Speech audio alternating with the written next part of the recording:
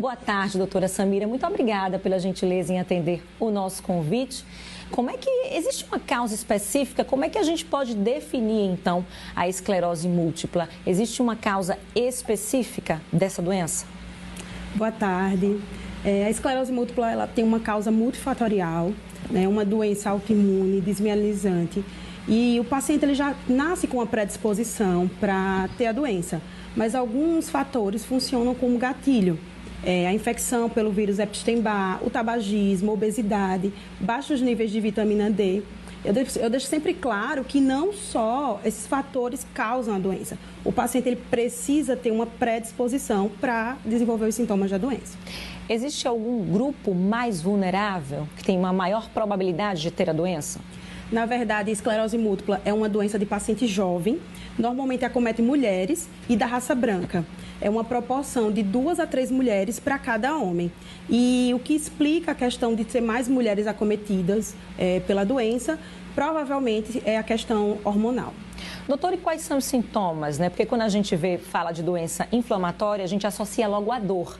Quais são os sintomas que esses pacientes eles sentem? Os pacientes eles podem apresentar diversos sintomas envolvendo o sistema nervoso central, fraqueza nos membros, alterações de sensibilidade, como dormência, formigamento, alterações de coordenação, equilíbrio, dificuldade para caminhar e muitos também apresentam incontinência urinária e fecal.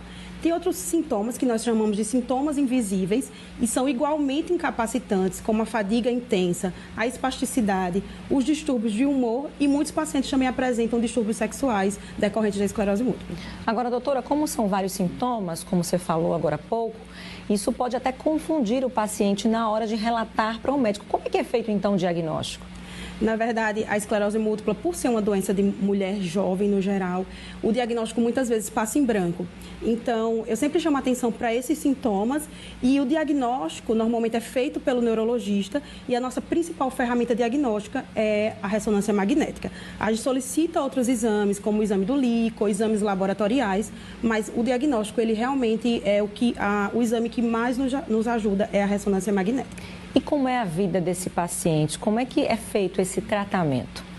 Na verdade, todas as vezes que eu atendo um paciente com esclerose múltipla, quando ele chega para receber o diagnóstico ou quando ele já vem com o diagnóstico, normalmente são pacientes que chegam muito assustados.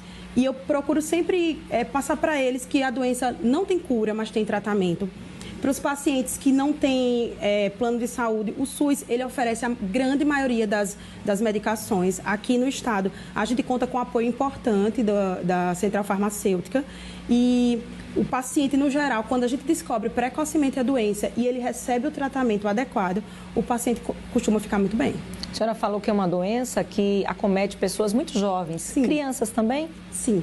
Eu falo da faixa etária entre 20 e 40 anos, mas pode afetar crianças e pacientes mais velhos também.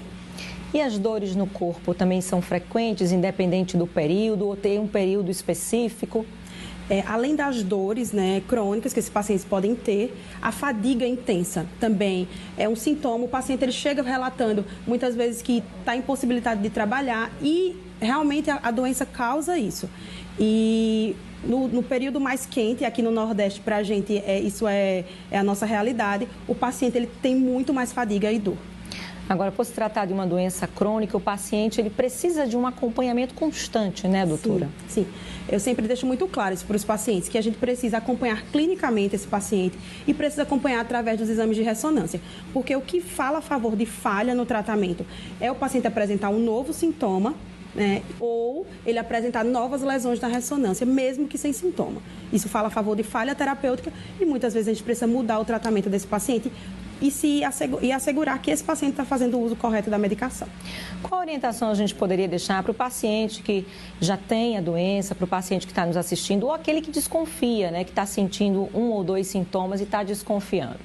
Na verdade, a orientação que eu sempre passo é procurar um neurologista. Os médicos que atendem pacientes jovens com sintomas neurológicos evidentes, o ideal é que também encaminhem seus pacientes para uma melhor avaliação com o neurologista. Tá certo, doutora Samira. Muito obrigada pelos esclarecimentos aqui no L1. Até uma próxima oportunidade. Boa tarde. Muito obrigada.